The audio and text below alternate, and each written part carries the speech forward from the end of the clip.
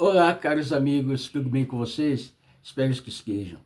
Meu nome é Cláudio César dos Santos, sou emissário do Movimento Benhor Brasil, aqui na cidade de Nova Friburgo, região serrana do estado do Rio de Janeiro. Estamos aqui, mais uma vez, para fazer a gota diária com a idolatria. Trabalho com supervisão do Rav Yaakov Janik e apoio do Moratão Márcio Braga. Gente, temos estudos na Academia de Noé, na plataforma Benhor Brasil.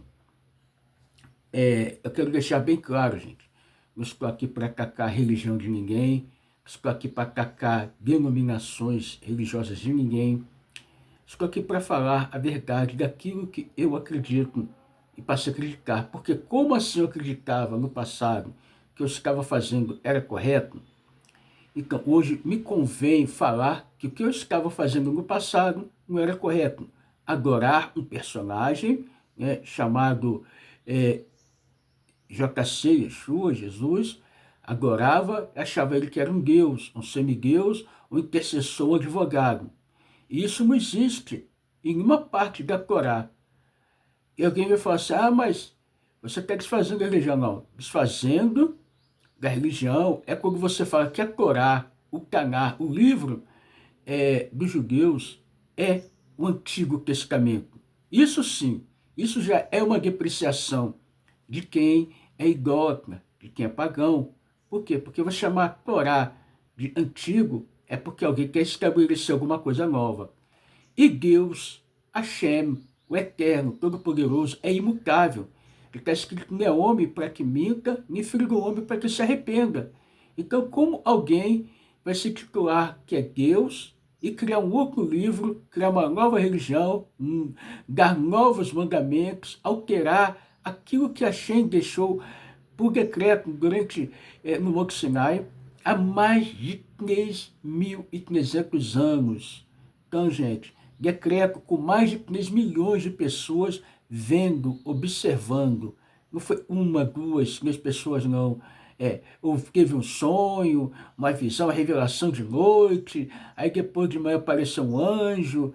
Então, baboseiras, né? Então vamos lá, gente, falar, porque eu usava a Bíblia de João Ferreira de Almeida, pior Bíblia que tem. Alguém fala, mas eu não uso a João Ferreira de Almeida, uso a King James, também é a mesma coisa, porque tudo tirando de lá. A Septuaginta, tá errado. A Septuaginta tem 72 erros propositais que foram feitos pelos sábios, né, do povo judeu, quando foram pegos pelo Ptolomeu Filadelfo, dois que queriam a Bíblia para eles. Então, gente, vamos falar aqui da história, né, da história entre Amã e Jesus. Vamos ver as ligações que há existentes. Amã e Jesus, né, é uma ligação forte. Vamos lá. Toda vez que lemos o livro de Esther, ficamos sabendo da forma como Amã, o ímpio, foi condenado à morte. Ou seja, tradicionalmente por meio de uma forca. Isso aparentemente está de acordo com o que diz o relato do capítulo 7. Depois que a rainha Esther acusa Amã de tentar matá-la e também a todo o seu povo, Arbonã, um dos funcionários do palácio, diz ao rei a própria forca que Amã preparou para Mordecai, cuja palavra salvou o rei, está na casa de Amã, com 50 côvados de altura. E o rei disse, pendurai nisso. E assim enforcaram Amã na forca que ele havia preparado para Mordecai. Esther 7:9. A raiz hebraica de Cave, Lamed e rei. Significa enforcar. E assim é entendida por muitas traduções nas línguas modernas. Nas ilustrações da Miglá, Dark Scroll, há até mesmo uma imagem que retrata Amã e seus servos preparando um longo poste de madeira de uma forca para pendurar Mordecai Esther 5:14. A Miglá ilustrada do famoso artista Arthur Szyk, 1894-1951, dedicou uma própria página inteira ao versículo 7:10 e a forca. Séculos antes, uma Miglá ilustrada de Ferrara, Itália, publicada em 1617, retrata Amã pendurado na forca. Amã é visto pela tradição judaica como o arquiteto do antissemitismo. ainda que esse ódio sem causa já tivesse sido exposto outras e muitas vezes ao longo da história. Vitimando judeus de todas as gerações, alguns pontos que precisam ser aqui expostos sobre sua história são os seguintes. Amã era alguém que mantinha vínculos com gente poderosa, afinal, era o vizir do monarca persa, Ahasverosh, conhecido no ocidente como Assuero. Haman desejava que as pessoas se inclinassem diante dele e possivelmente seu ódio aos judeus começou justamente porque um deles, Mordecai, não quis agir assim, como isso passou a odiá-los e a buscar a sua destruição. Esther 3:2-6. Haman, por meio de seus subalternos e liderados, ordenou a morte de todo o povo judeu daquele reino, pois sabendo tratar-se de um povo monoteísta que jamais se inclinaria diante dele, essa seria a única solução para seus egos não fosse afetado. Esther 3:12-13. Haman era filho de Hamedata, palavra persa que significa da mesma lei, ou alguém que pertence ao mesmo costume ou tradição. Não bastasse isso, ele é visto como um descendente de Amaleque, e este, por sua vez, um descendente de Esav, ou Esaú. A crucificação de Amã. O desfecho dessa história, todos sabemos, a sorte virou-se contra o ímpio. Amã, ele morre pendurado na mesma forca que preparou para Mordecai, assim como os primeiros tradutores modernos imaginaram Amã sendo morto por um método com o qual estavam familiarizados. Os antigos tradutores gregos também imaginaram algo familiar com eles, a saber, a crucificação, a punição romana, padrão que mais se assemelha à impressão da Septuaginta. Por exemplo, traduz a ordem do Ressuelo contra Amã com as seguintes palavras: crucificam sobre ela, sendo que esse texto original, a passagem em grego, traz uma derivação do verbo escavro. Da mesma forma, a Vulgata Latina refere-se ao poste no qual Amã e seus filhos são pendurados como patibulum, que significa cruz. Ao recontar a história, Flávio Joséfos, 37 a 100, também escreve sobre a crucificação de Amã, 11, 266, 267. Então veio o eunuco Saburradas Raboná, e acusou Haman, dizendo que ele havia encontrado uma cruz em sua casa preparada para Mordecai. E a cruz diz, ele tinha 60 côvados de altura. Quando resolveu isso, ele decidiu infligir a Haman nenhuma outra punição além daquela que havia sido planejada contra Mordecai. E ordenou que ele fosse imediatamente pendurado na mesma cruz até que ele morresse. Embora Joséfo nunca usa o verbo crucificar, aqui ele sempre se refere ao objeto como a cruz. Joséfo, tá, gente? Mas a gente sabe que foi um poste. Vamos lá. Amã conversa com Jesus. A interpretação da morte de Amã como crucificação teve sérias consequências na antiguidade tardia, pois a crucificação de Amã sugeria as mentes judaicas uma conexão com Jesus, com Yeshua, JC.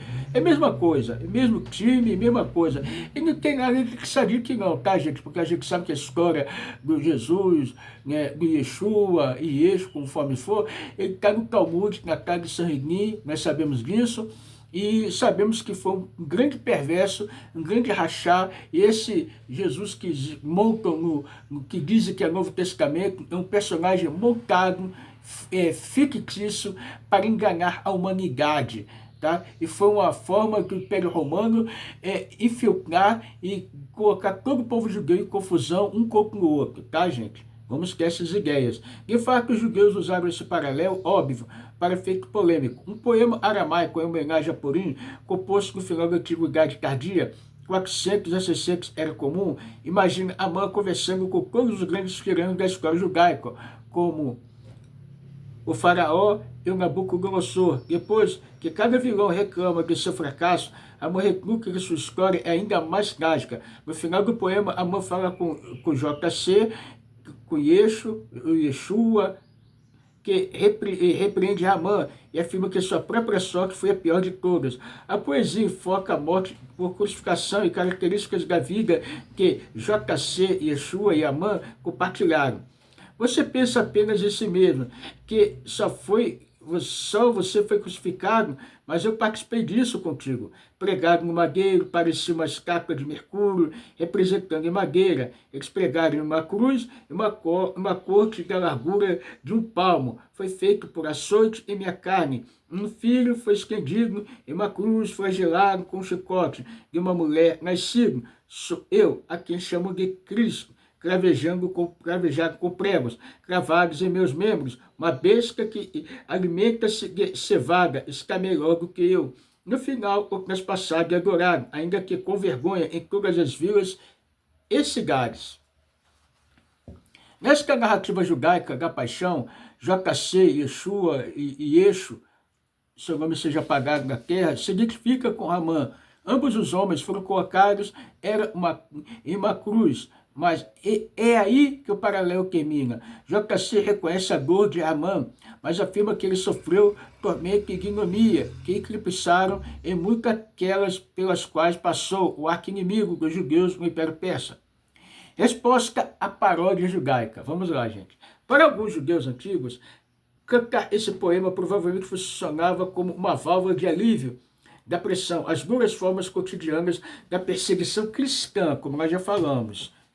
Que ninguém matou mais judeus nesse mundo do que os cristãos, para os quais eles não podiam buscar reparação política, social, militar. Eram assim retificados no espaço, encenado no drama poético fictício.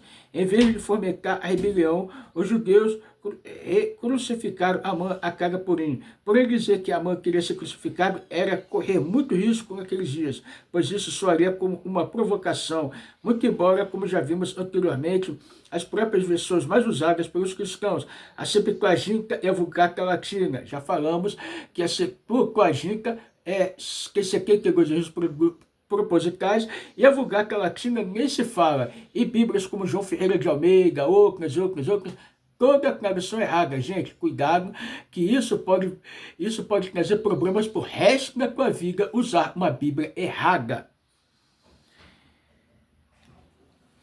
A questão, de alguma forma, é esta ideia. Amã queria ser crucificado e não meramente forcado, parecendo aqueles dias que a morte de cruz queria ser exclusividade de JC, Yeshua e Yeshua, como é que se diz? O rei dos cristãos, né? Você fosse pela ideia de que isto, de alguma forma, exaltaria como Marcos, ou então devido ao constrangimento que alguém tão ímpio como Ramã pudesse ter também morrido do mesmo jeito. E há registros históricos de que a possibilidade de Amã ter sido também crucificado mexia com o brilho e com o humor de vários cristãos. Isso porque na época de Purim, os judeus do Império Romano costumavam celebrar um festival que incluía a destruição de uma imagem de Ramã, pela crucificação e pelo fogo. Assim, em 29 de maio de 412 era comum, o imperador romano enviou a seguinte declaração: os governadores das províncias devem proibir os judeus de incendiar Ramã em memória de sua punição passada durante uma certa cerimônia de seu festival e de queimar com intenção sacrilégica uma forma moldada na forma de uma cruz sagrada em desprezo à fé cristã, para que não misture o sinal de nossa fé com suas zombarias. Eles também devem evitar que seus rituais ridicularizem a lei cristã, porque senão se abstiverem de assuntos que são proibidos, perderão prontamente o que lhes foi permitido. Até agora, Código de Teodósio 16:8-18. Alguns judeus evidentemente queimavam a efígie de Amã crucificado como uma prática de Purim. Os cristãos, vendo uma figura em uma cruz em chamas, ficaram ansiosos. Quem estaria afinal pegando fogo? Amã ou JC?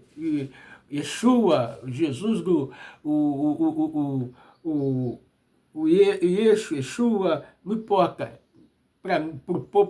Para quem pratica o judaísmo, o monoteísmo não significa nada, porque adoramos só a Kadosh Baruch Hu.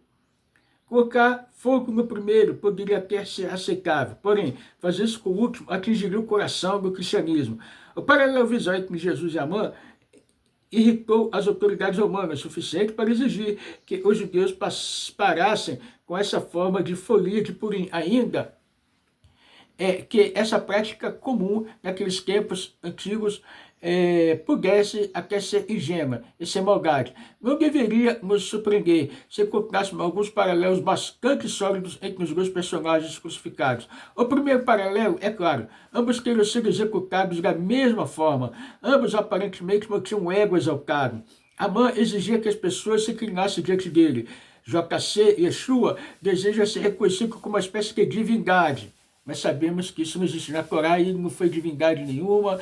Sabemos que tudo que está no Talmud, quem estuda o hebraico se aprofunda na Torá, sai dessa idolatria, sai dessa visão totalmente nula mesmo, tá, gente? Sai dela. Ambos falaram sobre a execução daqueles que não aceitassem suas pretensões.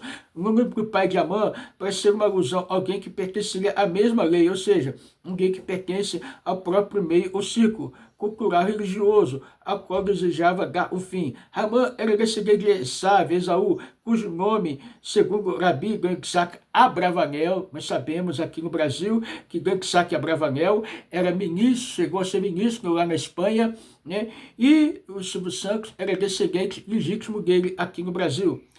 Isaac Abravanel seria uma anagrama para Jesus. Não o nome de Isaac, tá? Esaú, tá? Esaú, Esaf. É uma anagrama, porque nas letras hebraicas a gente vai encontrar o nome certinho dele lá. A consequência dos judeus terem observado todas essas, diríamos, coincidências entre Amã e Jesus. Entretanto, trouxe vários dissabores e catástrofe, até mesmo para quem sequer as tinha notado. Imaginar a morte de Amã como algo perpetuado numa religião estatal em que governava o mundo de então, não foi lá uma ideia muito boa, afinal. Então, gente, nós sabemos que há um paralelo, há uma igualdade entre Amã e Jesus, né? Ambos querendo ser alguma coisa. JC querendo ser uma divindade que não é mentira, como está escrito em Isaías 7,14. Não é virgem, a palavra ela é alma, e a jovem está grávida. E a palavra para virgem é betulá. Então, gente, houve um grande engano nas nações. Gente, tudo de bom para vocês, felicidade, estudar conosco na Academia de Noé.